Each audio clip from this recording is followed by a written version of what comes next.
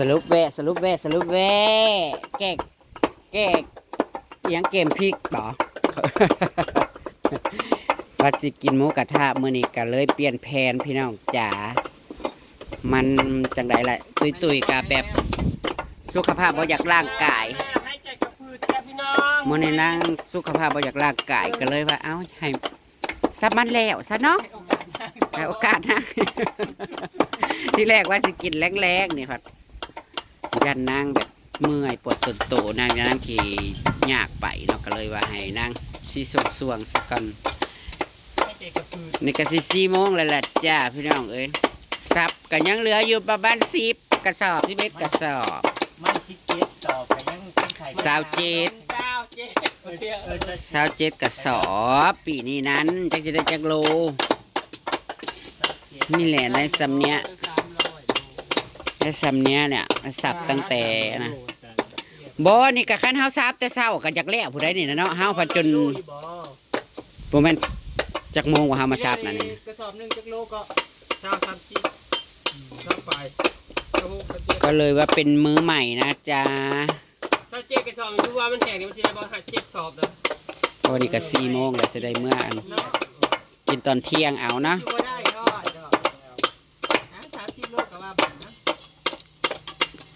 30 โล30 โล300 โลกว่าเฮ้ยเห็นอะไรกัน300 โลมันก็จะได้30 โลมันก็อยากโพดเลยนะบ่300 โลพี่กายได้จัก100 โลจะได้6-700โลผู้แลบ่ว่าบ่แม่น700บ่ปีนี้ก็สิบ่ได้บ่3-400 โลบ่ได้อยู่บ่หลายเติบอยู่ได้นี่น่ะเนาะ30 โลนี่โอ้ยเอาให้ไปหมูกินได้เอาให้หมูกินหมูกระต่ายแล้วสิกินเท่าไหร่มันอันนี้บ่ต้องเข้าแต่ดีเป็นกระชงมากินหมูลายไหนใน30 โลกันใน150 บาทนึงครับเอามาพันในยังจ้ะบ่พ่อวัดน้ำมีแง่น้ำบีอ่ะสมมุติได้300 โลจะก็ได้แล้ว1,500บ่เป็นโลเท่าไหร่เขาเด้อโลละ4 บาท 7 สตางค์โคตรบาท100 โลกับ470ก็ปีกายนี่ฮอดแต่3 บาทบ่ปีนี้ขึ้นอยู่ปีนี้ขึ้นกว่าเก่าอยู่บาทปลายก็สิได้เพิ่มขึ้นมาอยู่ที่นี่นะเดี๋ยวก็ได้อยู่แล้วได้น้ำตัวมัน4 บาทกว่านี่แหละเฮ้ยถึงว่ามันน่ะได้หน่อยกว่าขายมันมากอ่ะเขายังมาบ่ได้มีวารูปได้ปีนี้นะเพราะว่ามีแต่ได้กังนั่งจนท้องอืดกินข้าวบ่าย 2แล้วเราก็จะได้อวยก็ปล่อยให้นางสับไปมืออื่นกับพอดีแล้วเนาะแล้วซะแล้วซับมันยังมันอยู่2 4 6โอ้ยเนี่ยมือแรกนี่ที่ลาหน้ากันนะฮะอะไรลงร้านนางมาสับแล้วก็ตากเธอเดียว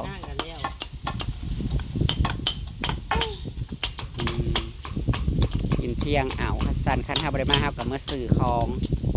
มาลัดพวกนางแน่ซึกห้ากับสิเมื่อไปเอาพักเนาะจ้ะพี่น้องทีนี้ค่อยว่ากันเอาเป็นว่า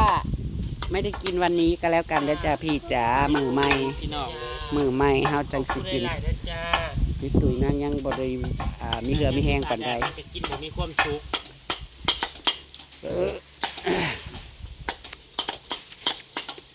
คุณรัชตีนั่งอย่างนี้นะอันนั่งพวกตัวอิสาพนังอยู่ทั้งนี้เทมันพอได้กับบอกปิ้ว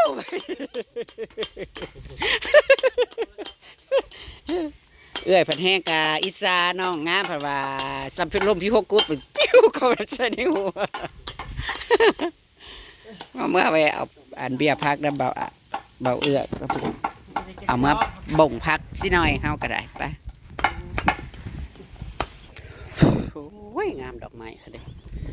งามดอกไม้2 เท่าจังเลยแต่ว่ามันบ่ถือช่วงเดือนงานแต่งนะพี่น้องเอ้ยข้าสั่งแล้วสุพรรณสิได้ขายดีอยู่อันนี้มีแต่ยามวันศีลวันพระข้าเจ้าจังได้สร้าง นางดาวเรืองหรือน้ำแววดาวสิ้นสุดหมดสาวกลายเป็นข่าวกลับหน้านางดาวเรืองโดนไอ้หนุ่มแซวมาเออเออเออเออเรียกอีมาดาวโรยมาแวะเอาเบี้ยพักสักค่ะแต่จากนี้อารมณ์อันฮอนหน่อยหนึ่งค่ะเห็นดอกไม้แล้วก็คือเห็นดาวเรืองนะคะดาวโรย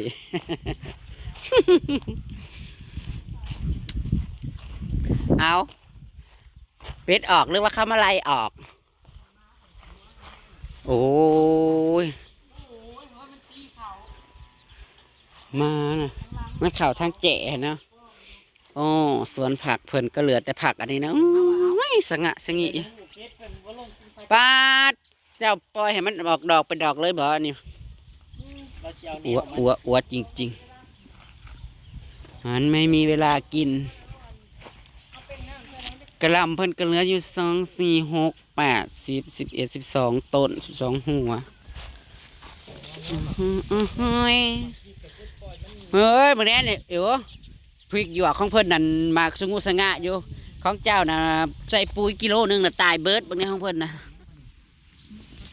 จะได้เด้บางทีก็สิเฮาปล่อยน้ำใส่แล้วมันเห็นตาใช่มันเรื่องนี้นะบ่เป็นหยังหยุดแล้วก็มันก็อันนั้นเด้อเนาะเป็นดอกมาแล้วบักคารีจังหวะเบรกก่อนในกระต่ายแล้วคือเหี่ยวแท้อ๋ออันนั้นพักหน่อยบ่ต้นเพราะว่าคือความหมายว่าอันนี้ดูดน้ำแต่น้องน่ะขึ้นมาแล้วปล่อยใส่น้ำมูนี่แหละเบิ่งกูสิปล่อยใจอันใดชิ้นดอกมาจากชิ้นปล่อยใส่นั้นพักแล้วก็มันก็รูดเป็นดอกแล้วเอาบัดของชุมเฮาคือยังบ่อันใดมันคนละแนวอันนี้บรอกโคลีอันนั้นน่ะผักกะหล่ำดอก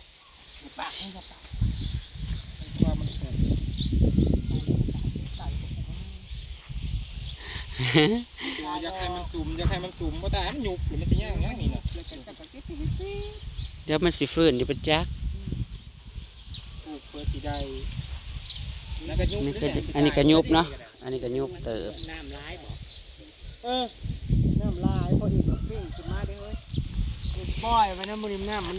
ท่วมเลยนะแน่พักอันนี้เพิ่นนะครับสุดนี่บ่อยากอันนั้นออกดอกเบิดเนาะก็คือห้องคอยปลูกตัวนั้น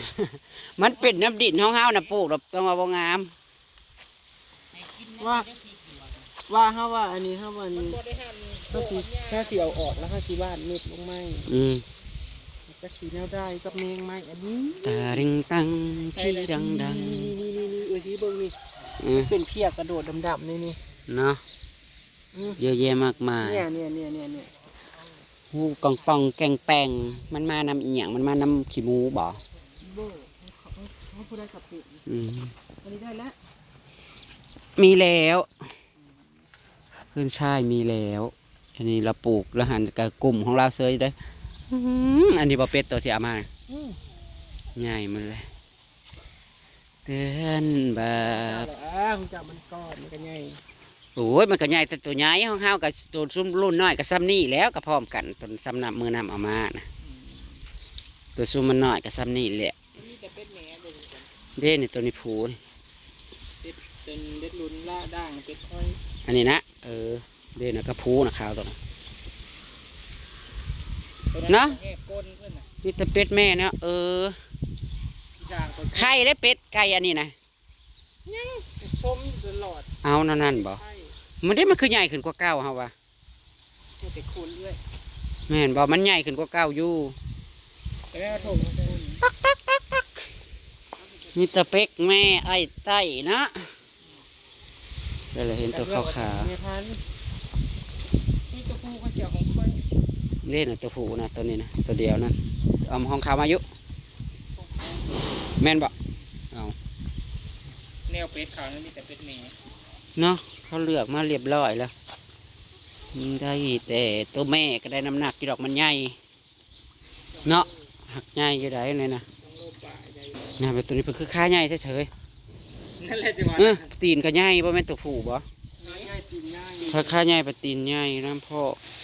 ปลาต่างหมูหั่นนะปลาดนี่ตัวนี้ก็ใหญ่ เด็ก เป๊ะ กูเจ้า เป๊ะ เมนรถน่ะพวกด่างเมน อื ร ม ถตะปูนตรงไหน น้ำเนาะเด็ดเรา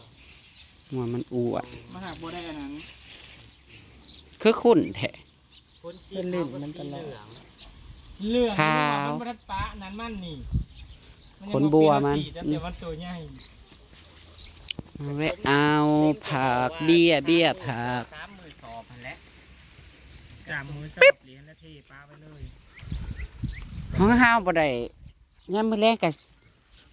2 คันยามมื้อเช้าก็2 คัน มันก็บ่ได้เบิดแล้วเราก็ผสมข้าวเปลือก เบิร์ดแดงนี่นะ เฮานะ เปิดไฟโซดาเซลล์ให้กินเบิดคืน ยามกลางคืนเฮาก็เทไว้อยู่หั่นแล้วมันก็กิน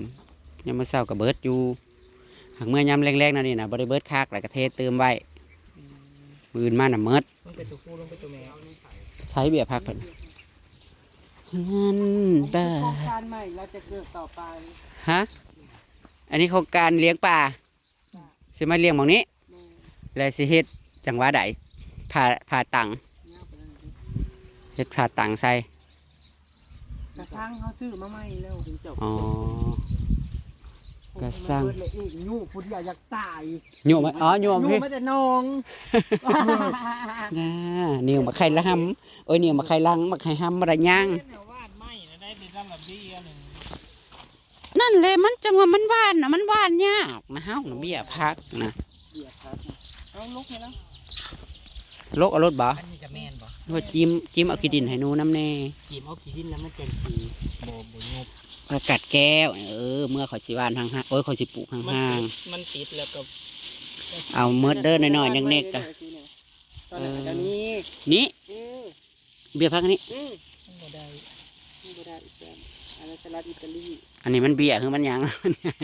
มันงามเลย พอดีเราจะสิมาโปรพี่น้องเอ้ยพอดีท่านงานอยู่จักหน่อยท่านบ่เดือนหนึ่ง ทานบ่ตายก่อนได้โอ้ มีงานหนึ่งพอดี คอยสิปลูกห่าง ทานบ่ตายก่อน ๆเบี้ยน้อยๆก็เอาเด้อเฮ้ยนี่น้อยๆจิริตจะรัดนี่ก็ เอามาเล่นเหรอ แนวมันอันนั้นเนาะ มันพ่อผมเพิ่งแล้วเพิ่นบ่มา แล้วก็เมื่อเฮาก็สิเอาขี้หมูมาหวดตัวนั้นอีกก่อน บ่เอาเพิ่นว่า เอาขี้หมูมาโจกใส่แล้วก็ขึ้นนะ ยังว่าบ้านพักที่ได้แล้ว ลืมเด้ว่าตัวนานผักสลัดตัวอันมันอันแข็งๆนั่น สั่งร้ายนาน โอ้พอดีได้นาน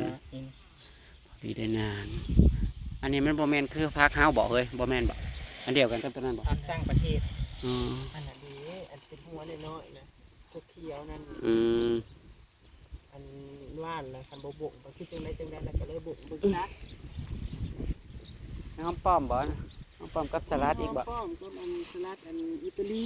สร้างมันนะมันหวานบ่ได้นะ บ่ได้รอบนี้บ่ได้เขาก็ต้องอยากออก ใส่ขางมันเฮ้ยใส่ขางไว้เลย หญ้าน่ะก็หลายหลาย ใส่ข้าง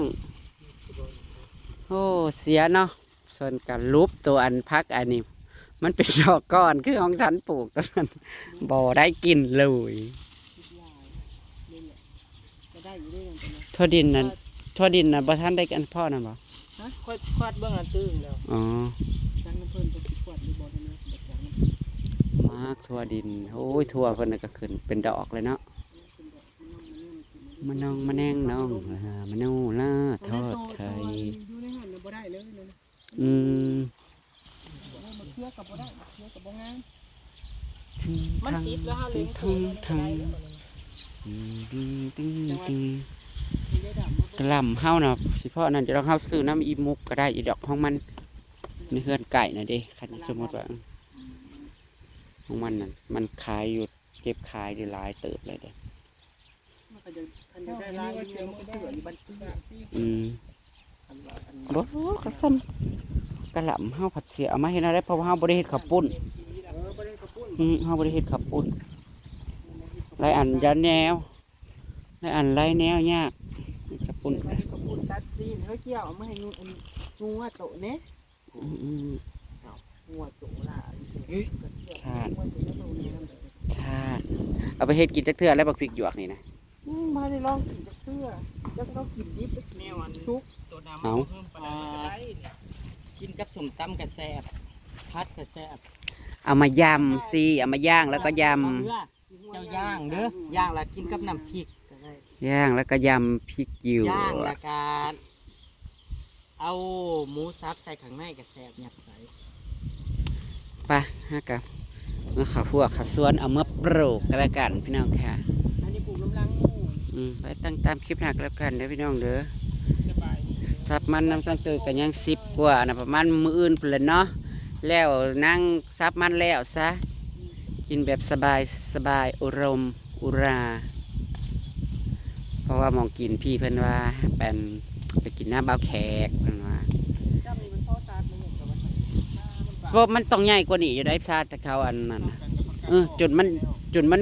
ขับอันนั้นพุ่นได้เฮ้ยอันนี้ก็อาหารเป็ดพอกระซิมก็เก็บผักสลัดตลอดแหละออกไปเมื่อจ้ะเมื่อปลูกได้พักเขาจะเหี่ยวไปแล้วพี่น้องตามคลิปหน้าครับกันจ้า